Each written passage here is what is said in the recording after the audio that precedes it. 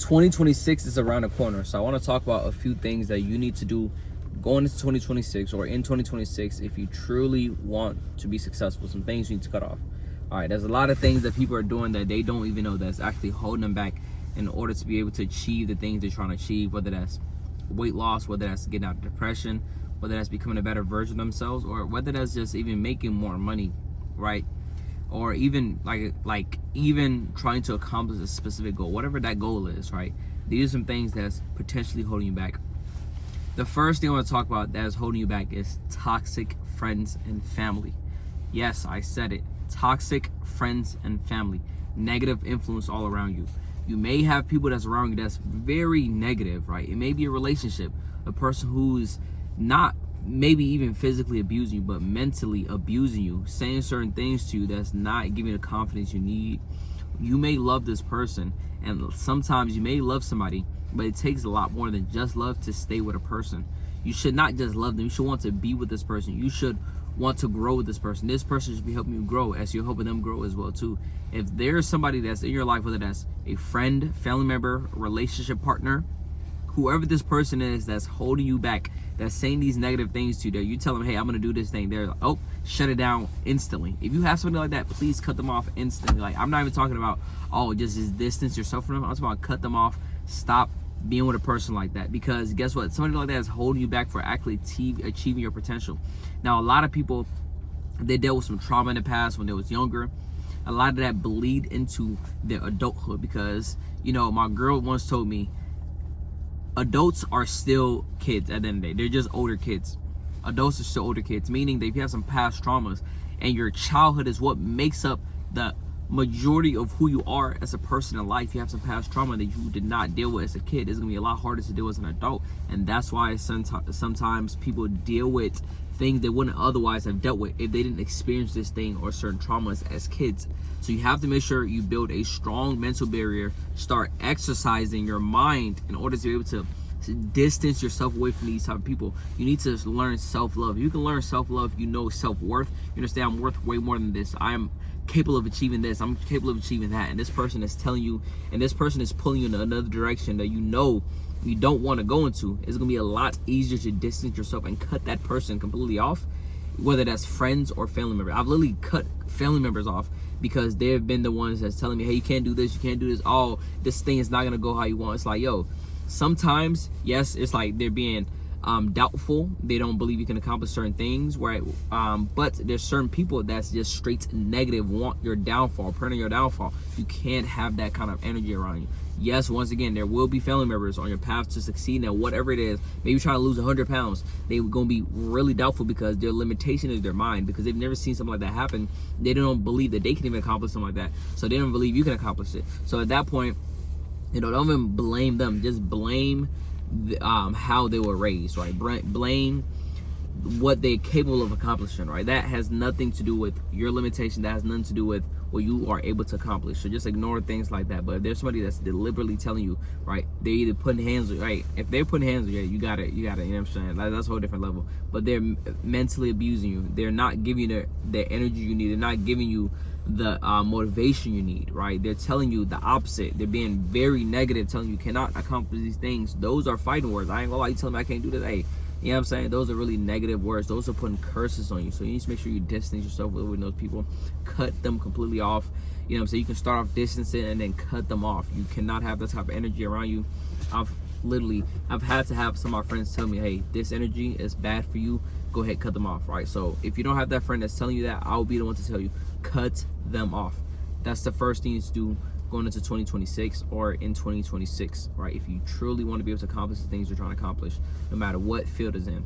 The next thing you need to stop doing, and I'm not gonna say it, but well, say the actual word, but stop watching corn.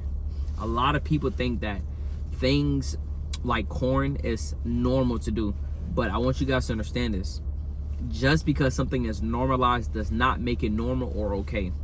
Remember that. Just because something is normalized does not make it okay.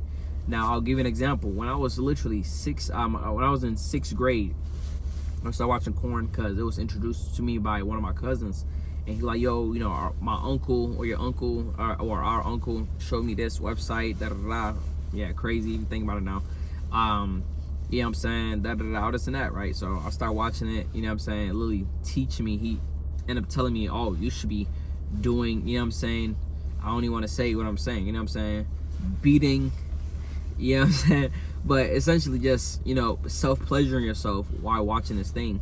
I'm literally being taught this thing, and then it became a thing that I was like, oh, it's normal, because I literally would be at lunch table in middle school talking about my friends. They're like, oh, I remember my friends, they were like, oh, who's your favorite actress, you know, in the adult scene, who's your, you know, they're literally just talking about certain things like that. And I remember like, yeah, favorite actress, like, hold on, what are we talking about? You know, like they would memorize their names and stuff like that. And then I was like, okay, this is all normal.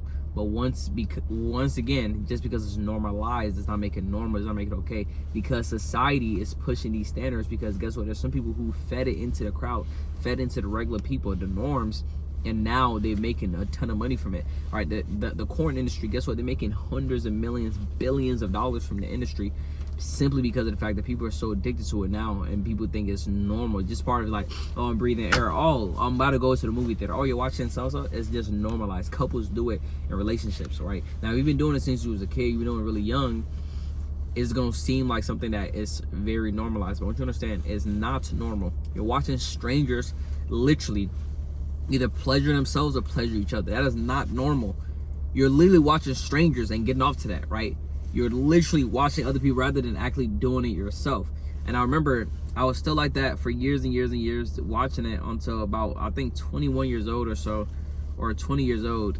Yeah, 20 years old is when I completely stopped, right? I had a conversation with my girl, and we're like, yo, let's just, I'm not, you know, she wasn't watching that when she was a kid. She was, and then later on wasn't doing anymore. And then me, I was still doing that.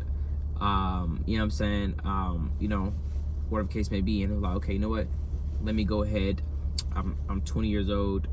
I don't watch that, and I don't also self-pleasure myself as well. So we made that commitment to not to do both. So doing that, you're literally, because the reason what made me even want to even do something like that was because I realized, yo, every single time you're doing that, you're literally releasing a ton of energy. Your energy is strong enough, if you are a man, to be able to create life, and you're just giving that away simply because, right? So if you're not with a partner, not with somebody else, right, and doing that with, that's completely different, of course. That's what we're put on this earth to do, of course, right? But if you're just doing, just wasting your energy away, it's like, remember that feeling you get always after, because I know whenever I did that, the feeling I got was absolutely horrible. I'm like, we you know what I'm talking about, we like, oh my god, I told myself I'm gonna do this again, oh my god, you just feel disgusting. That is not how it should be after you do something like that. That's not how it should be. It should not be like that. You shouldn't have to tell you, oh, I'm not gonna do this anymore. No, it should not be like that. That's how you know it's literally something within you telling you that you should not be doing this. But because it's normalized, you still think it's okay, you're still doing this, right? So it's self-pleasuring, watching corn, all that is not normal. It's just normalized. It's just normalized, right? It's two different things. And because we don't know what's normal anymore, you have to go within what you're feeling.